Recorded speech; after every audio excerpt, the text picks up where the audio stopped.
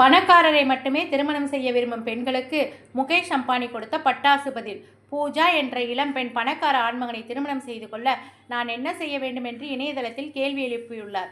மேலும் என் வயது 25, நான் பார்க்க மிகவும் அழகாக இருப்பேன், ஸ்டைல் மற்றும் நல்ல ரசனை உள்ள பெண், நான் வருடத்திற்கு 100 கோடிக்கு மேல் சம்பாதிக்கும் ஆண்மகனை திருமணம் செய்து கொள்ள விரும்புகிறேன், அதற்கு என்ன செய்ய வேண்டும் என்றார்.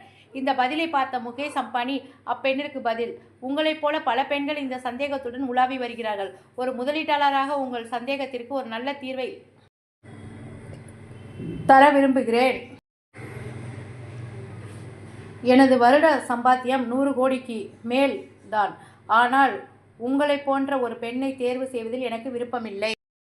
உங்களைப் போலதான் பல பெண்கள் நாட்டில் உலாவி வருகிறார்கள். என் பார்வையில் அது தவறு என்றுதான் கருதுவேன். காரணம், அழகு என்பதை பெண்ணாகவும் பணம் என்பதை ஆணாகவும் வைத்துக்கொண்டால் இங்கு ஒரு பெரிய பிரச்சனை எழும்.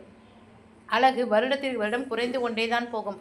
பணம் என்பதோ வருடத்திற்கு வருடம் உயர்ந்து கொண்டே போகும். பொருளாதார பார்வையில் இதை கண்டால் பணம் என்னும் ஆண் நான் அதிகரிக்கும் சொத்து, அழகு பெண் பூஜா தேய்மானமடையும் சொத்து.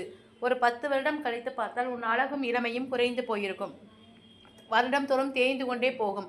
யாரும் மதிப்பு மிகவும் அதிகமாக இருக்கும் ஒரு பொருளை கொண்டு மதிப்பு குறைவாக இருக்கும் பொருளோடு சேர்த்து ஒப்பிட மாட்டார்கள்.